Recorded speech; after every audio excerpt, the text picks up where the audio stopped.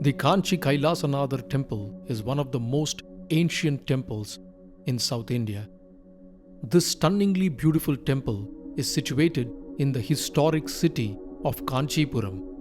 The temple was built by the Pallava king Narasimhavarman II, also called Rajasimha, around the year 700, more than 1300 years ago. On completing this masterpiece, he called this Rajasimheshwaram. When the Pallavas came to power, they made the already ancient city of Kanchipuram as their capital. They adorned the city with several temples and excavated several lakes to showcase their architectural prowess.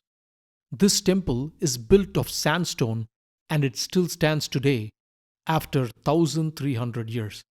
Look at the sculptures and the intricate carvings. Every inch of the temple stands as an evidence to the brilliant artistic capabilities of the Pallavas. But what stands out also is their intense devotion, bhakti, which made them build such a masterpiece. The temple is dedicated to Shiva in his form as Kailasanadar.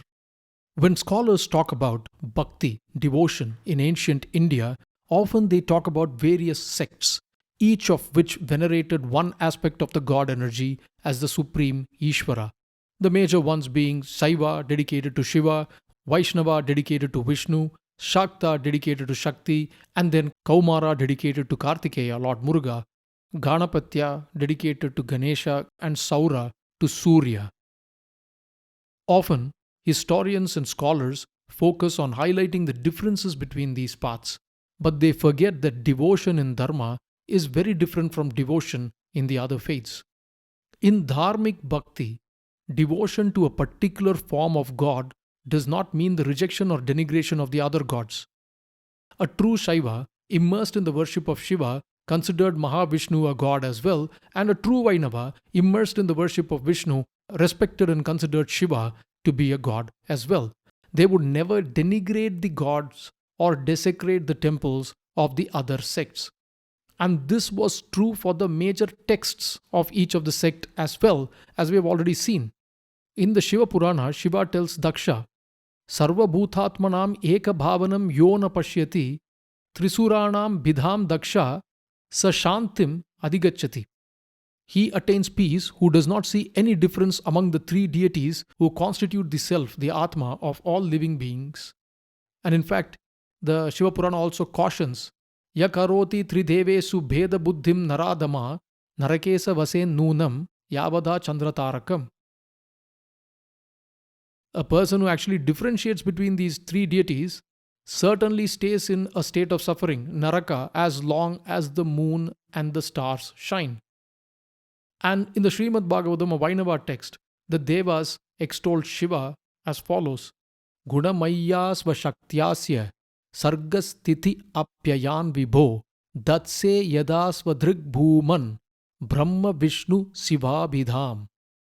You create this material universe with the three gunas by your power, and you assume the names Brahma, Vishnu, and Maheshwara when you act in creation, maintenance, and annihilation, dissolution. But more than the texts, the actual temples themselves are standing witnesses to the fact that this was a very pluralistic movement. The Kanchi Kailasanadar temple is no exception. This temple, dedicated to Mahadeva Shiva, contains this beautiful ancient painting that depicts the trinity of Brahma, Vishnu, and Shiva as one. This piece of art was created more than 1300 years ago. The colors of this ancient mural might have faded, but the message is still clear. Even in other places, the temple showcases dharmic plurality. Here is a beautiful sculpture showing Mahavishnu as Anantasayana in Yoga Nidra. This is painstakingly carved to highlight intricate details. There are also sculptures of the Narasimha avatar of Vishnu. Here you see a sculpture of Brahma and Vishnu witnessing the Tandava of Shiva. There are sculptures of the Divine Mother in her form of Mahishasura Mardini as she slays ignorance. An interesting thing about this temple is the tunnel that surrounds the Sanctum Sanctorum. This tunnel has a very small entry and a smaller exit. One would need to crawl through this to take a pradakshina around the Garbhagriha. It is said that one who goes through this tunnel with the realization of the cycle of birth and death moves towards moksha. This temple also has mandapas where one could meditate on these ultimate truths. And in ancient Bharatavarsha, kings and lay people were free to follow the path that appealed to them the most. And this sort of spiritual curiosity was encouraged.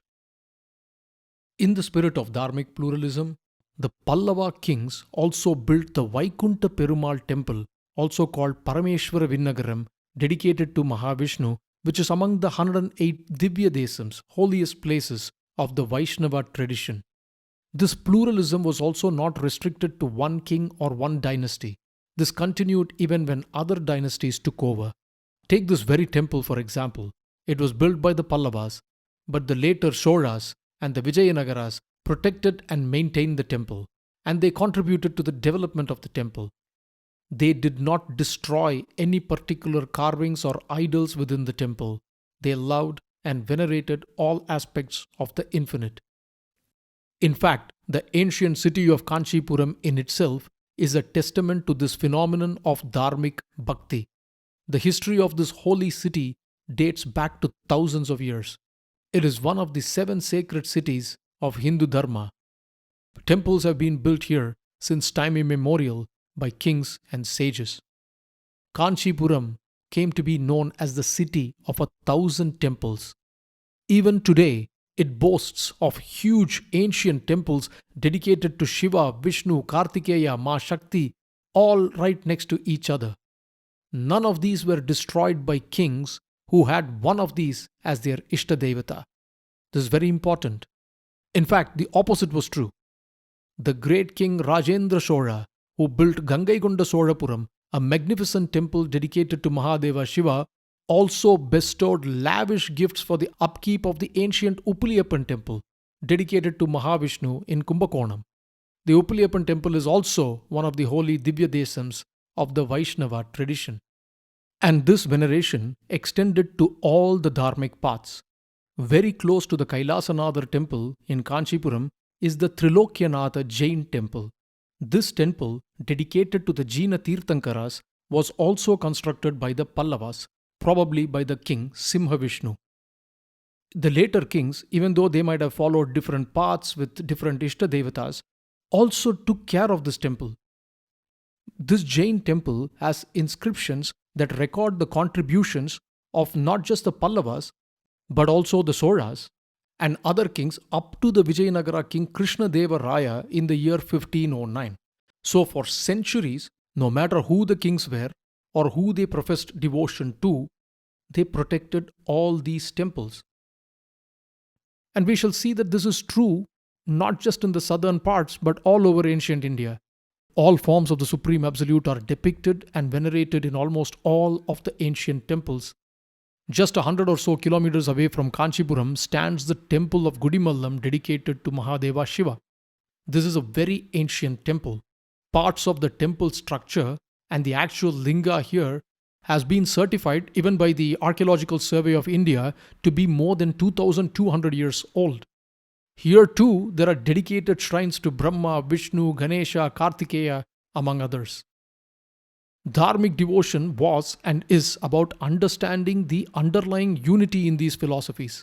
And this was the practice not just of lay people, but of kings as well. Subjugating others to push one's version of God as superior over the others, to kill and destroy those who do not agree with that version, was not dharmic devotion at all, and it was very tamasic in nature. In fact, we'll explore more such temples and see how bhakti was pluralistic across all of ancient India and in fact even across various parts of the ancient world. In the Kali Yuga, the age of ignorance, it is said that Bhakti Marga, the path of devotion, can take one towards liberation. And it is only dharmic bhakti, which shows respect and reverence to the practices of others, that can do that. As always, the known is a drop and the unknown an ocean. Peace.